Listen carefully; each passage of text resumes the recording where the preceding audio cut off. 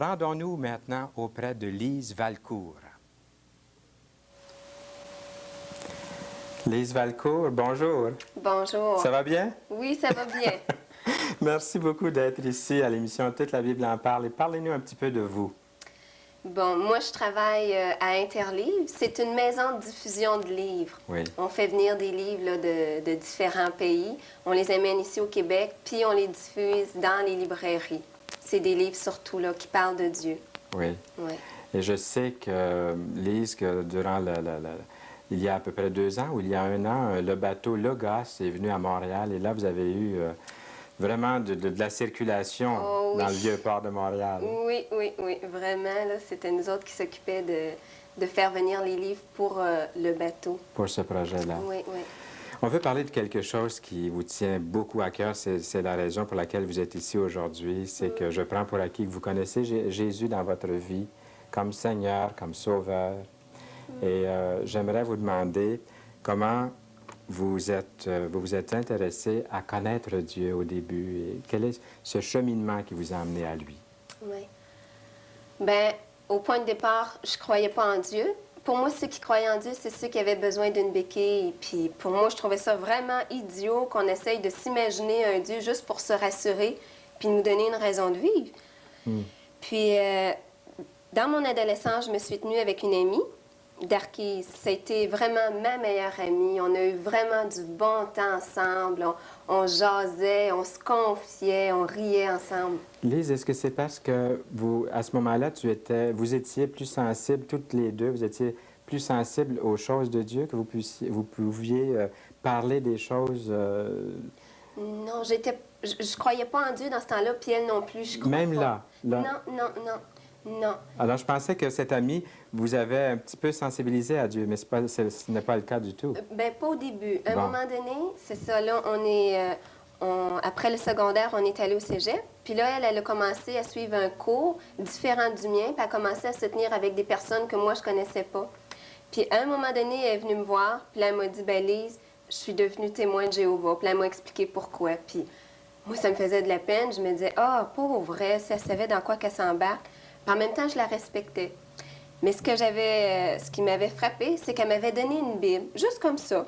Puis pour moi, la Bible, ça ne me disait pas grand-chose. C'était un livre un peu bizarre, un peu mystérieux, mais pas plus que ça.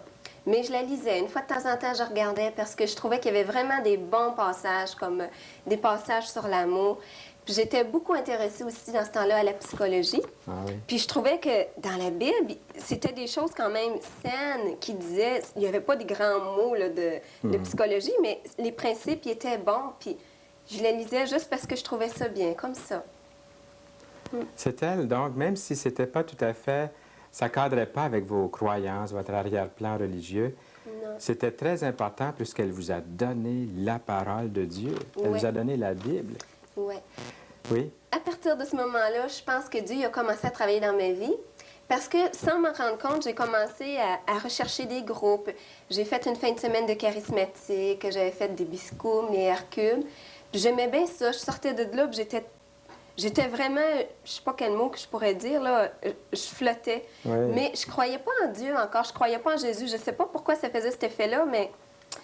Puis plus tard, ça s'est échelonné quand même sur quelques années. Plus tard, Darkise est revenu me voir avec un de ses amis. Puis, ben, Darkise, puis aussi d'autres circonstances, ils m'ont fait voir que la Bible, c'est un livre qui est vrai. Puis que la science, l'archéologie, puis l'histoire nous montrent que c'est un livre qui était vrai. Puis pour moi, c'était bien important parce que je pouvais pas arriver, puis les gens n'auraient pas pu arriver puis me dire, ben Lise, il faut que tu crois en Dieu. Puis je pouvais pas croire en Dieu juste comme ça. Il fallait qu'il y ait quelque chose de solide pour me montrer que Dieu existait. Puis pour moi, la parole de Dieu, c'était quelque chose de solide qui me montrait que les faits qui sont arrivés dans ça, ils sont vraiment arrivés. Puis que dans ce livre-là, il parle de Dieu, donc Dieu, il existe. Mais j'avais pas de démarche avec lui. C'était juste comme ça dans ma tête, des connaissances. Juste comme ça. C'est bon de vous entendre parce que je vois que Dieu travaille avec chaque individu d'une façon différente. Je m'aperçois qu'avec vous, c'était très important que Dieu touche à votre intellect. Peut-être comme plusieurs de nos amis là, qui sont là, qui regardent, parce que avant que le cœur soit touché, il fallait que vous ayez des preuves archéologiques, des preuves psychologiques, géologiques, des choses qui touchaient le côté physique de toute cette question spirituelle, parce qu'il y a un côté physique aux questions spirituelles, une question palpable. Oui. Une chose qui m'avait bien surpris, puis pour moi, ça a été vraiment la découverte, c'est d'apprendre que Jésus, c'était un personnage historique. J'avais jamais réalisé ça. Je l'entendais, le nom de Jésus, quand même, mais pour moi, c'était un bon exemple à suivre, une histoire comme ça.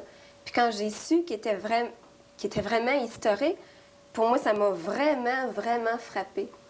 Puis à un moment donné, je suis venue un peu comme confrontée. C'est comme si en dedans, il y avait quelque chose qui me disait, ben Lise, il faudrait que tu fasses un choix, là. Je veux dire, c'est bien beau, tu vas chez les témoins de Jéhovah, tu vas chez les catholiques, parce que dans les deux, je voyais des choses qui m'attiraient. Mais moi, ce que j'aurais beaucoup aimé, parce que qu'est-ce que j'avais découvert, c'est que vraiment, la parole de Dieu, c'était ça, le fondement solide. Puis là, je me disais, l'idéal, là, ça serait que je puisse connaître quelqu'un qui aime la Bible, mais qui ne veut pas faire partie d'une religion. C'est ça. Juste qui veut vivre la Bible, qui croit en ce que la Bible dit, puis qu'on chemine ensemble. Fait qu'un soir, j'étais gênée, j'étais dans mon logement, puis je savais qu'il y avait quand même du monde à côté, mais un soir, je me suis dit, j'étais découragée, puis là, je me disais, ben Dieu, là, si tu existes, il va falloir que tu me le montres. Il va falloir que tu te révèles. Puis en plus, que j'aimerais ça prendre une orientation, mais je sais pas où aller. Fait que ça restait comme ça. Quelques jours après, j'ai rencontré un gars que j'avais rencontré il y avait des années. Puis ce gars-là, moi, je le trouvais bizarre un peu parce qu'il me parlait de Jésus. Puis il me disait que ça faisait 7 ans qu'il lisait la Bible, puis qu'à toutes les fois qu'il la lisait, qu'il découvrait toujours quelque chose de nouveau.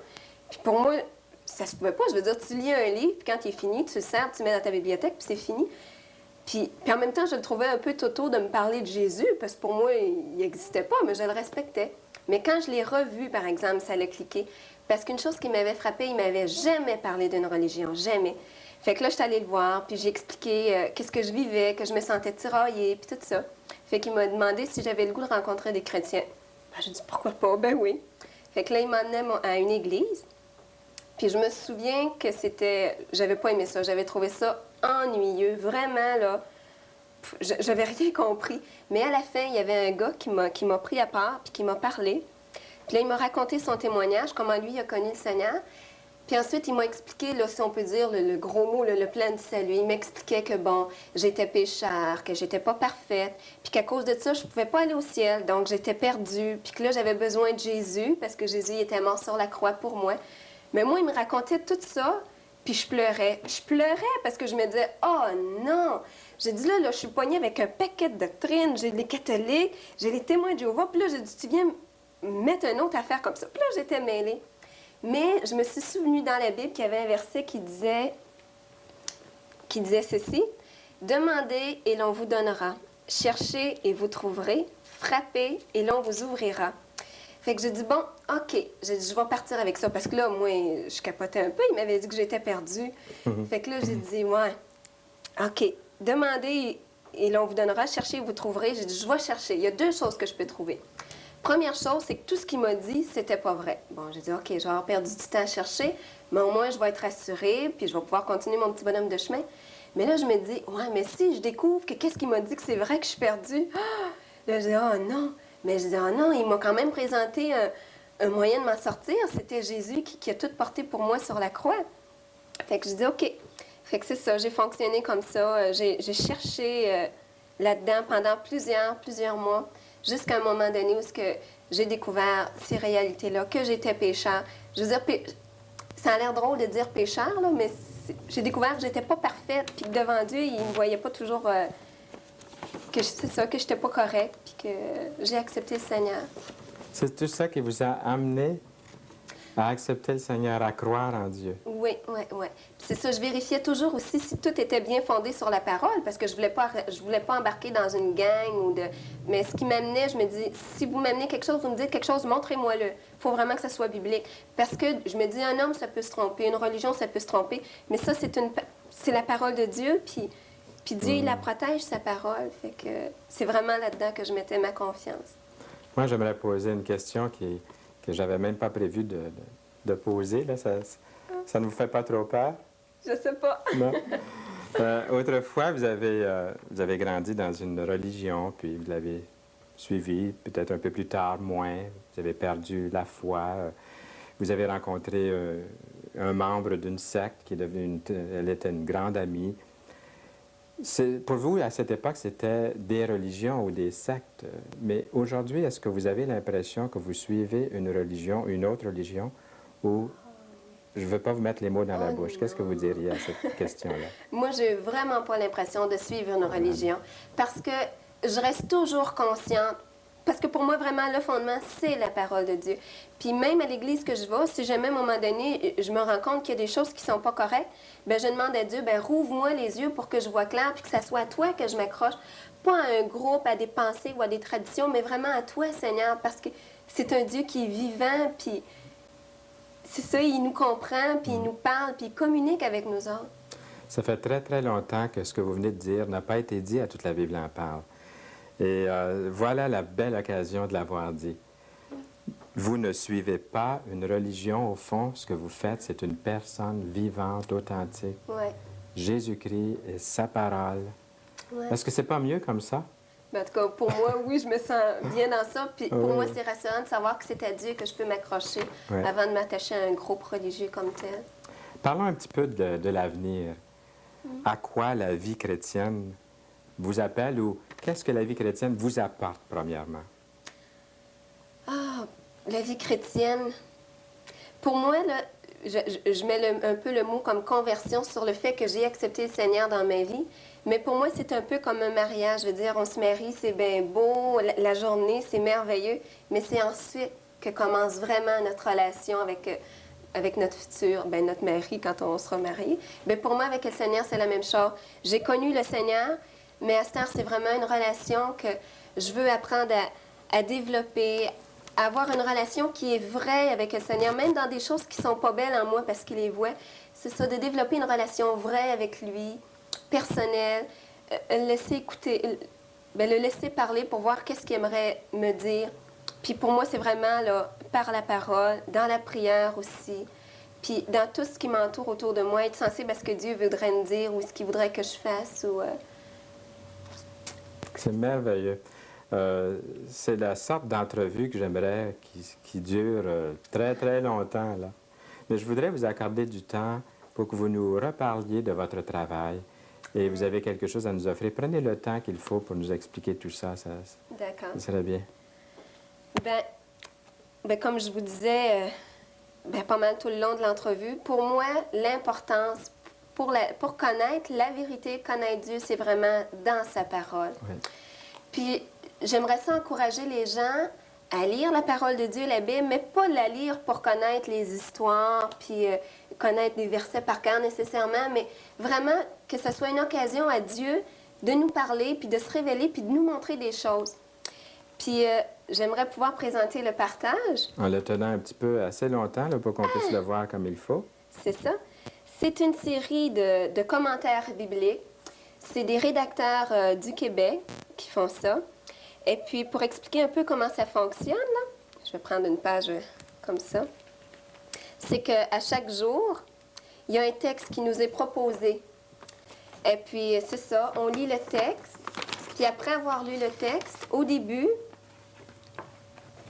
il y a des questions qui nous aident à réfléchir sur le texte. Premièrement, on approche le texte dans la prière pour être sensible à ce que Dieu voudrait nous dire. Puis c'est ça, on réfléchit sur le texte. Puis on essaie d'être sensible à ce que Dieu voudrait nous dire comme une parole pour notre journée, quelque chose qu'on pourrait garder, un verset. Puis c'est ça. Quand on a terminé, on peut amener ce qu'on a découvert dans la prière. Puis la note, c'est un peu comme si on avait quelqu'un pour nous donner son opinion. C'est ça. On regarde ce que nous autres, on a découvert premièrement dans la parole, puis ensuite ce que la note peut nous amener. Fait que si vous voulez en recevoir un exemplaire gratuit, vous pouvez écrire à la Ligue pour la lecture de la Bible, 1701 rue Belleville, Ville-le-Moine, à Québec, province de Québec, code postal J4P 3M2. Lise Valcourt, merci beaucoup. Si les gens n'ont pas eu le temps de prendre l'adresse comme il faut, à la fin, nous allons montrer l'adresse. Et l'adresse de toute la Bible en parle, c'est-à-dire les gens pourront toujours demander pour recevoir une copie gratuite de partage. C'est ça. Merci beaucoup. Ça me fait plaisir. Au plaisir de vous revoir. Que le Seigneur vous bénisse abondamment. C'était Lise Valcourt et merci pour ses bons conseils.